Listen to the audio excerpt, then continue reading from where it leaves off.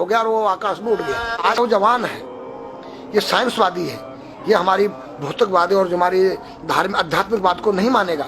इसको तुम साइंस के द्वारा आध्यात्मिक को मनवाएगा तो मानेगा। जैसे मैं सूर्य को जल देख करके मैं हर बीमारी का इलाज कर देता हूँ। बताओ कैसे? कैसे बाबा? सूर्य उदय हो रहा है, ये जैसे सूर्य मान लो इसको जी, और मैं यहाँ खड़ा हूँ तो हम दोनों एक ही डिग्री पर हैं जी। सीधा इसकी जो किरण आ रही है वो सीधी आएगी जी। मैंने स्नान किया जी, मेरा बदन गीला है जी, और मैंने तांबे के लोटे में जल भरा तो तांबा कोपर है, कोपर में जब जल भर दिया तो कोपर वाटर हो गया, राइट। और मैं अपने सिर के ऊपर से गिराया जी, और सूर्य का प्रकाश उसमें विटामिन डी रेडियम को लेकर टकराया जी, तो क्या बनेगा? रेनबो बनेगा, इंद्रधनुष बनेगा, 7 कलर बनेंगे जो हमारे शास्त्र कहते सूर्य के 7 घोड़े हैं। अब उसमें जो हरा रंग है क्लोरोफिल का है, जो पत्तियों में पाई जाती है, विटामिन डी और रेडियम से लैस है। वो मेरे मस्तक पे, मेरी आंख पे, मेरे कंठ पे, मेरे हृदय पे, मेरे फेफड़े पे, मेरे लीवर पे, मेरे पित्त पे, मेरे आमाशय पे, मेरे गुर्दों पे जब वो गिरेगा क्या करेगा? ऐसे 6 रंग कलर और बचे हैं, बैंगनी है, ऑरेंज है, नीला है, तो ये क्या करेंगे? किस चीज के प्रतीक है? जब हरा रंग क्लोरोफिल का है और डॉक्टर कहता हरी पत्तियां खाओ, सब्जियां खाओ, तो आपको आयरन मिलेगा।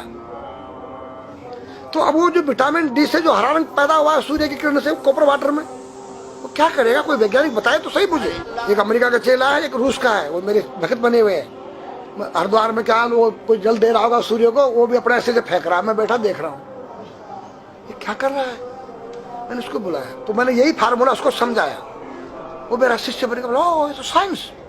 मस्तिष्क पर तिलक क्यों लगाते हो इस जगह पर? पहले लगता है पीला, फिर लगता है लाल, फिर लगता है सफेद। 3 कलर क्यों लगते हैं? काला क्यों नहीं लगता? चौराहे पे 3 बत्तियां हैं जी, देखा होगा जी। लाल क्यों है?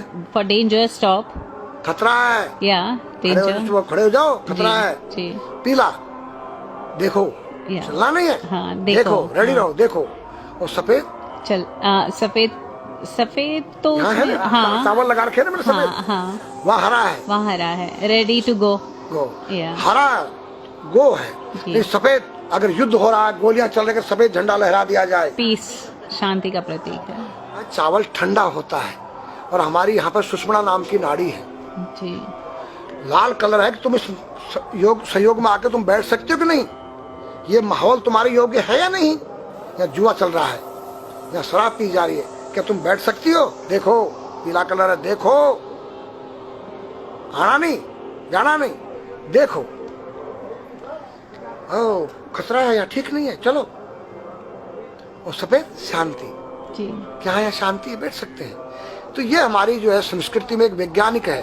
जब हम खाते हैं गैस बनती है, तो चावल जब पानी में भीगे बाद ठंडा हो जाता है, और हमारी सुषुम्ना नाड़ी पर जब लग गया है तो उस नाड़ी को ठंडा करने लग गया है। उस नाड़ी से कोई गर्म गैस को ऊपर चढ़ने नहीं देगा। और हमारे सिर ब्रह्मांड में, हमारे सिर के अंदर कोई ऐसी वायु गैस जाकर तुम्हारे सिर को परेशान नहीं कर सकता है। तो मेरे पास जितने हमारे शास्त्र पुराण ग्रंथ हैं, ये साइंस है। मैं साइंस के द्वारा इन वैज्ञानिकों को समझा सकता और रगड़ा सकता। कहा जाता है कि नागा बाबा जो हैं वो कुंभ मेले के बाद विलुप्त हो जाते हैं, ऐसा कुछ है क्या? ऐसा नहीं है। जैसे हम गंगोत्री धाम हिमालय में रहते हैं जी, वहाँ मुझे हिमालय पसंद आया जी। क्यों? कि तुम गर्मी से बचने के लिए तुम्हारे रूम में एसी लगी है जी, ठंडा पानी पीने के लिए तुम्हारे पास कृत्रिम जो है फ्रिज लगा है जी, हवा लेने के लिए तुम्हारे को पंखे या कूलर जो है कृत्रिम लगे हैं, लेकिन भोलेनाथ बाबा ने मेरे लिए नेचुरल एसी लगा रखी है, और नेचुरल फ्रिज लगा है, नेचुरल पंखे लगे हैं। तो मैंने सब कुछ त्याग दिया। छाती में तो मैं कुछ लेके नहीं जा सकता हूँ, चाहे मेरे पास अरबों खरबों रुपया जी, खाऊंगा मैं उतना ही जितनी मेरी पेट के अंदर भूख है। पढ़ना लिखना ये तो सहज चातुरी, काम धैन मन बस करन गगन चढ़न मुश्किल। काम धैन मतलब अपने वीर्य को कंट्रोल करना, अपने मन को कंट्रोल करना, और अपने प्राण को ब्रह्मांड में यहाँ ले जाना। ये खोपड़ी क्या है? ब्रह्मांड है। उसको कहते हैं समाधि। सारे शरीर के प्राणों इकट्ठा करके इस ब्रह्मांड में मस्तिष्क में ले जाके बैठ जाना, जिसको ब्रह्मरंध्र कहते हैं, उस गुफा के अंदर। ये 3 वस्तु मुश्किल है, बाकी सब आसान है। अपरिग्रह मतलब उतना रखो जितना तुम्हें आवश्यकता है, अधिक मत रखो। अब तुम अष्टांग योग जो है पतंजलि लगा रहे हो, और व्यापार बिजनेस चालू है, मेरी दूध को ले लो, टूथपेस्ट ले लो, अब मेरा आयुर्वेदिक अंडरवियर आ गया है। मैंने बोला वो कैसा है कि मैंने गंगा जल में जड़ी बूटे के रस में धागे भिगोए थे तब बनाया था। और मेरा दावा है कोई कितना योग कर ले कोई स्वस्थ नहीं रह सकता है, क्यों? खान पीन तुम्हारा केमिकल, वायु में तुम्हारा केमिकल, पानी में तुम्हारा केमिकल। अब जो तुम आरओ का पानी नहीं पी रहे हो उसके पानी के गुण ही नष्ट हो गए सब। उत्तर को सिर करके सोना क्यों मना किया है साइंस ने? हमारे शास्त्र मना करते हैं। हम उत्तर को सिर करके सोएंगे, दक्षिण को पैर करके। हम जब उठेंगे तो हमारी दृष्टि कहां? दक्षिण की तरफ जाती है। दक्षिण में यम का वास होता है। और जब दक्षिण को सिर करके सोएंगे तो हमारा मुंह उत्तर को जाएगा। उत्तर हिमालय है, भगवान शिव का कैलाश है। साइंस कहता है कि पृथ्वी के उत्तर ध्रुव दक्षिण ध्रुव है। पृथ्वी कैसी है पता है? तेरा सिर, सेम तेरा चेहरा 23.5 डिग्री के अंश पर है। ये थोड़ी सी चुटिया नाप लेना अपनी प्रकार लेकर के। तुम भी नाप लेना, तुम भी नाप लेना, मैं भी नाप लूँ चाहे। ये थोड़ी सी चुटिया 90 पर नहीं है, ऐसे तिरछी झुकी हुई है। ये चुटिया ये थोड़ी है,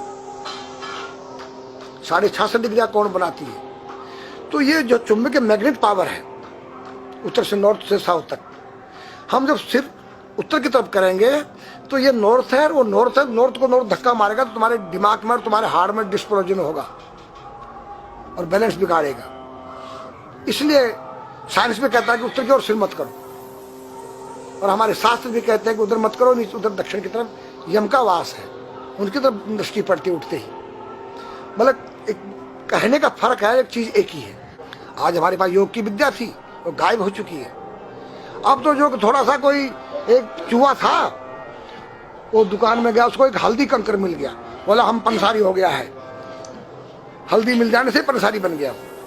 जो पीटी स्कूल में कभी किया होगा आप लोगों ने, पढ़ा होगा स्कूल में, उसी को योग कह रहे हैं। योग क्या है? भगवान कृष्ण के पास था, उज्जैन गए थे संदीपनी ऋषि के पास सीखने के लिए। एक ही समय में 16,808 रावणों के साथ बात कर रहे हैं, अलग अलग रूप। योग से अनेक रूप बन सकते हैं। योग हनुमान जी के पास था।